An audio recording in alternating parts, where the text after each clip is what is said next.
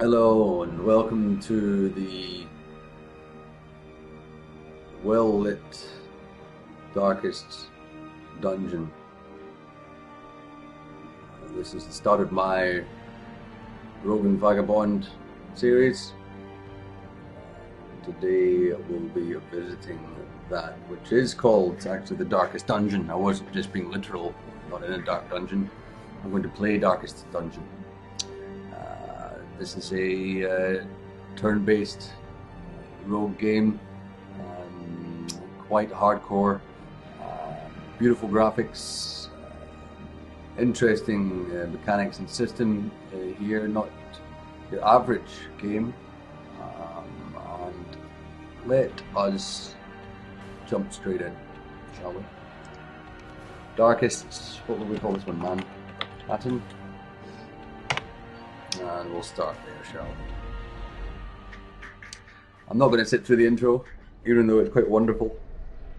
That's all you're getting of it. That's enough. And well, it says I'm getting 3 frames per second. If I have to pop off, I will. And wait for it to come back. Or I'll sit with this look in my face for a while. Anyway, I'll talk whilst this is binding itself. It's like it's got constipation. Oh, there you go. 0 frames per second. Yeah. Is it coping? Is it coping? I tried recording this in Shadowplay and it would not work, unfortunately. There we go. Press space or click to continue. We've got some. Okay, so this starts with a little bit of a tutorial. It's been updated since I last played it with some new character classes. Let's just continue along here, and you'll get the idea from this initial tutorial. Game area up the top, and character abilities and map down the bottom. The characters in this possess some very interesting traits. The biggest mechanic in this game that separates it from others is that of stress. The stresses of being a dungeon hunter. So we just progress across the screen. We click on a room. Brigands have run up these lanes. Keep to the side path. The hamlet is just ahead. Yes, it is indeed. Very dramatic in many ways, the narration for this game as well. Anyway, we have a, what do we have here? A crusader and a highwayman. Dispatch this thug in brutal fashion. Certainly. All may hear of your arrival. Yep, that's right. Also, it makes quite a large difference in this game where your hero is situated in the queue. They have certain abilities they can only use whilst they're in certain positions. You start off with 2 heroes in this tutorial, but you'll eventually have 4, which can all be recruited from the town once you finish each stage. If we click on both these guys, it's not letting me. It's kind of locked me here to use this guy.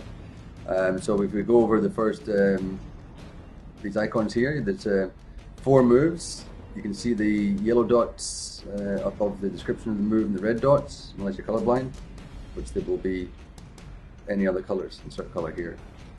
The yellow dots indicate whereabouts in the hero queue they have to be in order to carry out these moves. For example, they have to be 1st, 2nd, 3rd place. And that one there have to be 2nd or 3rd in the middle, essentially, for that one there. This one is to swap positions with another hero member in order for them to utilize some of the moves. There's a dice rolling mechanic behind this game, very strict. And there's a light mechanic up here as well, which you need to keep the area lit well around the heroes in order for them to perform well. The darker it gets, the more your torches burn, the more chance of surprise and ambush, and the easier the stress levels can increase. Once stress levels have increased to a certain level, they will be afflicted with a negative character trait, all of which can be quite interesting, and the only way to get rid of that is by healing them using certain methods in the town. So there's quite a lot underneath the surface of this game. We've got, if I can remember, what's this? H. Blah blah blah blah blah blah blah blah blah blah blah blah blah blah blah. Yeah, there's all that stuff. Can't remember how to open up the actual hero's more detailed skill page, but that'll come up, sure. But anyway, let's open these guys' veins. So if you look at, hover the mouse over the enemy, it shows you his hit points, dodge, speed, ability, what type of creature he is, and then what resistance he has. You can see he's got 25% resistance to stun, blight, and bleed, and 18% resistance to debuffs.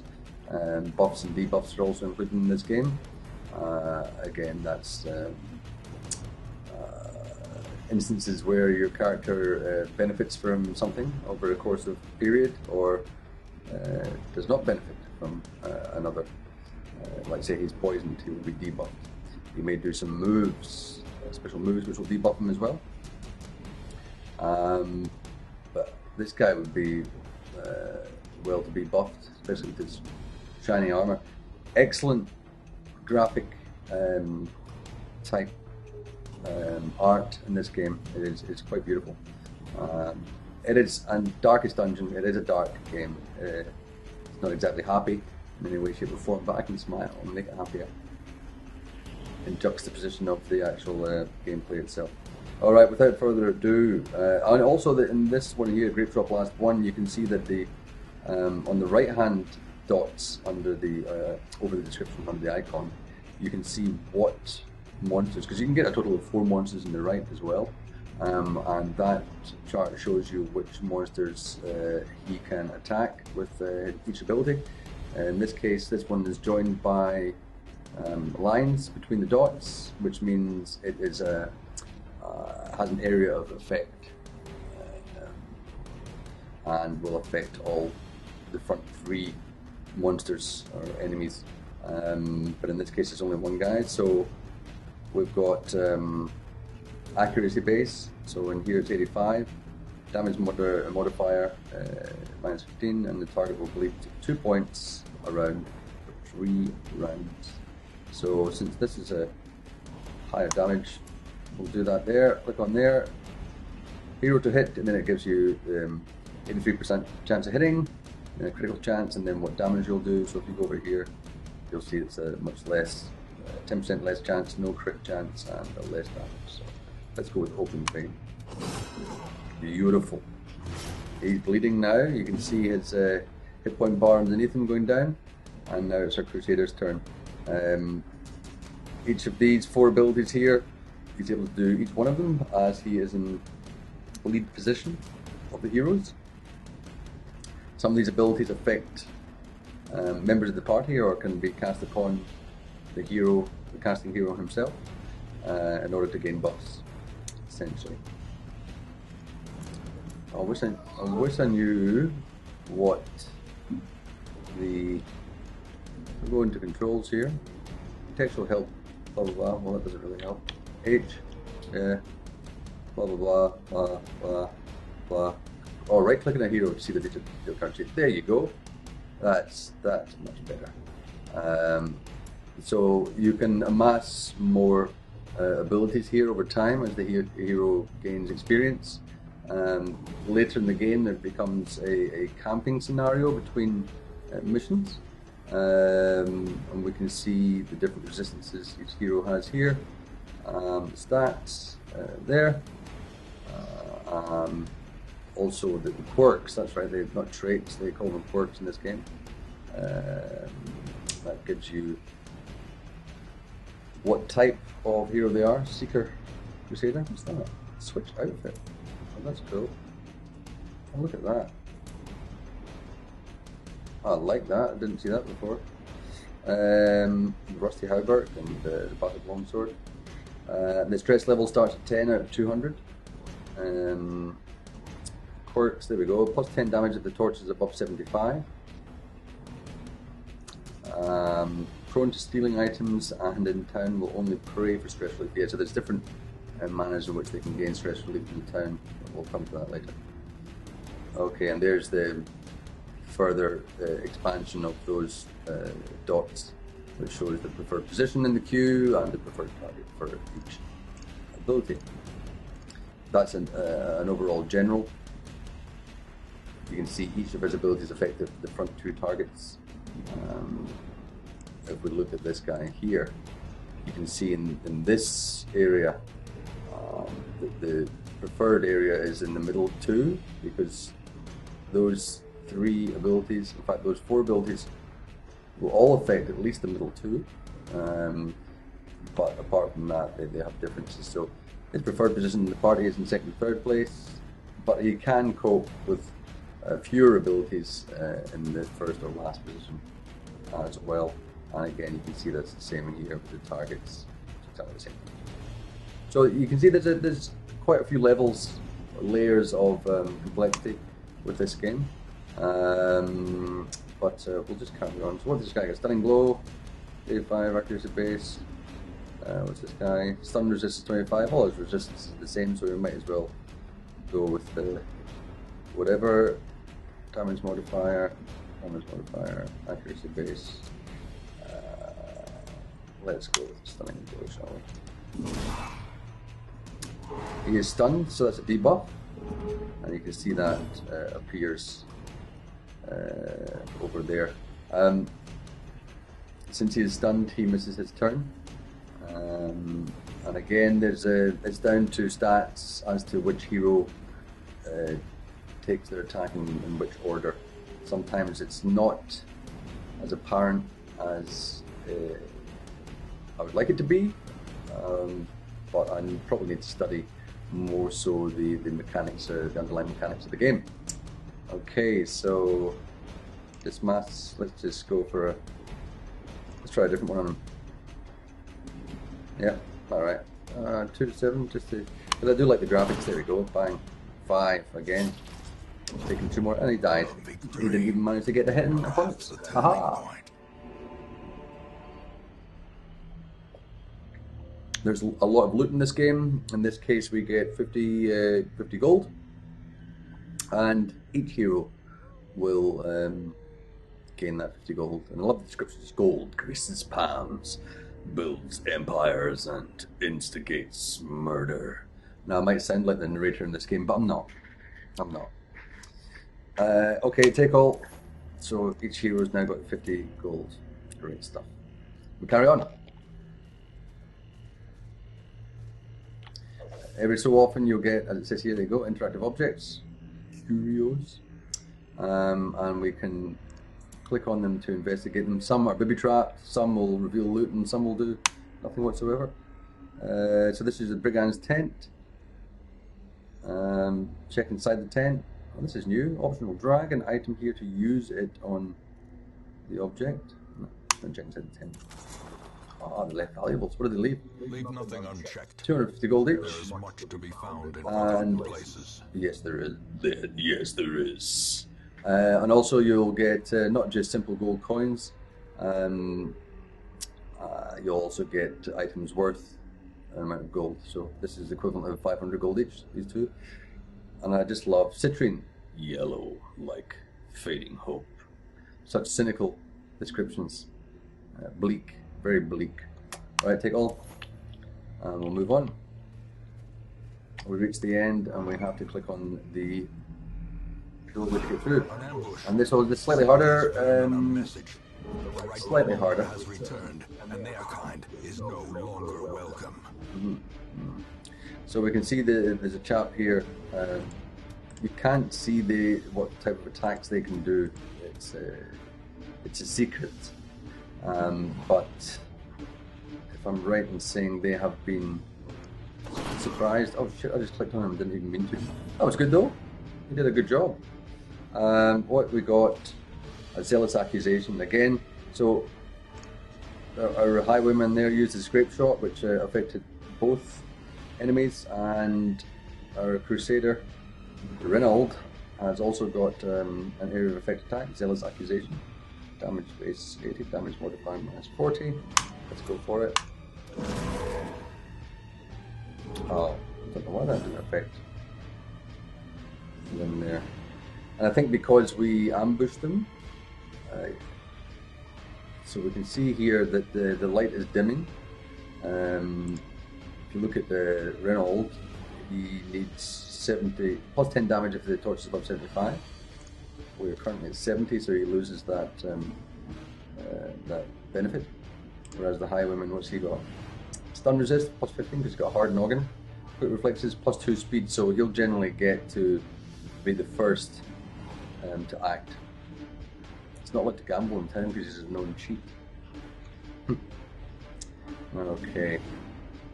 So you can see that base, that speed base there comes from the weapon, which has a damage base, a crit base, a speed base, etc. etc. Let's get straight back into it. Pistol shot. Now we can use this actually to take out maybe this guy at the back. 80. He's got. Alright, let's use that pistol shot on this chap. And he dodged it. So there's a dodge. Blanket fire, there you go. They possess area of effect attacks as well. What we're going to do. Zealous Accusation. Smite. 1, 2. These guys are just humans, just normal humans. Oh, I'm going to. What we got? 85. Take the stunning blow at this guy because I really don't want this guy to hit us. He looks like he'll do quite a lot. And you can see the dodge values. This guy has a 7 dodge value, that's why he's got a bigger chance of dodging. This guy's got a 0 dodge value, so let's go straight in. The stunning blow on that guy. Only a 1 damage. Oh no, his oh, that wasn't too bad. 1 damage each. Here to hit. Stun resist 70%, quite a high stun resist. So we're less than likely to stun this guy. But he lost out on his turn anyway. I can't quite explain why. But we're back to Reynold. He's got a debuff on him at the moment. Not quite sure which one. Switch this guy's out a bit. What have we got? Oh, I like that. Bit bilious. Okay. Okay, let's try the Zealous Accusation again. Only working on that chap there. Wonder why. Let's smite him because there's no. Has he got any bleed? So we don't want to do a stun on him. Plus 15 damage versus unholy. Oh, let's just smite. Oh, 11. That was some good damage there. He's got a buff here, which is indicated by these 2 up arrows. And if you hover over them, you can see it's a plus 20 on his stun resist. So that means he's got a 90 stun resist. So don't use the stunning blows. Open vein. I'm going to go for the open vein in this guy as well. So we see a loss of hit points over a period of time. There we go, nice 6. He's going down. He finally gets a chance to hit Rain of Whips. Oh, so he resisted, and he only got 1 damage. Ah, double dodge, nice. So bandages, yes, they're items of equipment. Don't have any at the moment, but they'll come. You can see here. He's from that Rain of Whips. He's been obviously cut, and he's got a loss of 1 hit point per round for another 2 rounds. But since he's on 17 out of 22, he'll do all right. This guy's out of 20 out of 33. The stress levels haven't gone up at all yet, but I'll come into action later down the line. So this guy's got 7 hit points left. This one's got 9. What have we got? 7 hit points. So this will show us hero damage 4 to 9, 3 to 8, 2 to 5. Let's take the open vein because that's 4 to 9. So if we can get 7 or above, we can take them out. And we missed. Why on earth did we miss? Dribble. Anyway, so what we got now? Let's take a now. There's no real use in using stunning blow, so we'll use the zealous accusation. That will reduce, if I'm right in remembering, their damage by 40% if successfully hit. So let's just take it 5. Beautiful. 4 damage on there. Some attacks will have a pushback effect, as you can see that happen to him there. There will be no blood left for the leeches. Very cool. Take aim, that works, if I remember rightly, since he's moved forward now, he's able to use this take aim, but he's lost his grape shot blast as he's in the lead position and he's not able to use that ability there. So let's just do open vein again in this main. Beautiful. The bigger the beast, Taking him out. greater the glory. You saw the white halo appear above our hero there. That because of the success in defeating that enemy, his stress has been reduced slightly, which is great. Okay, Reynold, he can still use all of his. Yeah, he can still use all of them. So what we got? 3 to 7 damage in that. He's got 9 left. 1 to 3. 6 to 12. Let's take him. Hopefully take it down. Got a few. Oh, ouch. Let's see what we got here. We've got a couple of. I can't remember what this little line means here. It's not giving me any indication. Anyway, I think we should be able to take it down. 3 hit points left. Because this is 4 to 9. So unless we miss, we should take it. There we go, beautiful. What do we get here? Deed, 2 deeds, 300 gold each, and onyx, 500 gold each. Beautiful. There we go, quest complete. Click to exit dungeon. And there's that tutorial done. So we didn't lose anyone there. You do lose a lot of heroes. It is difficult to keep everyone alive. It's a difficult game overall. That was just a very easy intro to it. You collect these different heirlooms over the period of each dungeon. There's different types. These, you see here we've got 2 deeds. These heirlooms are used to enhance buildings in the town to open up better standards for different buildings, because you can hire new heroes, you can equip new armor, you can learn new skills, you can de-stress, and a number of other things. And we get this overarching reward as well, 5,000 gold each, and it's this gold that you can spend in town in order to enhance your character's stats, abilities, and equipment. To resolve XP, after each dungeon you also get some more quirks bestowed upon you. So we see that we've both gone to level 1 here. Resolve XP's 2 out of 8, stress is still 10. This stress is right down to 2, so I'm reckoning we should get a good one here. So the red ones are what's the opposite of the word benefit? God. I'll say pros and cons. This one's a con. Tuck it out. So minus 10% damage if the hit points are below half. We got minus 1 speed if hit points are below half, which isn't too bad because he's got a speed increase on his. And plus 15% disease resist. Different enemies, monsters, etc. will use attacks with disease, poison, blight, things like this. Anyway, let's return to town.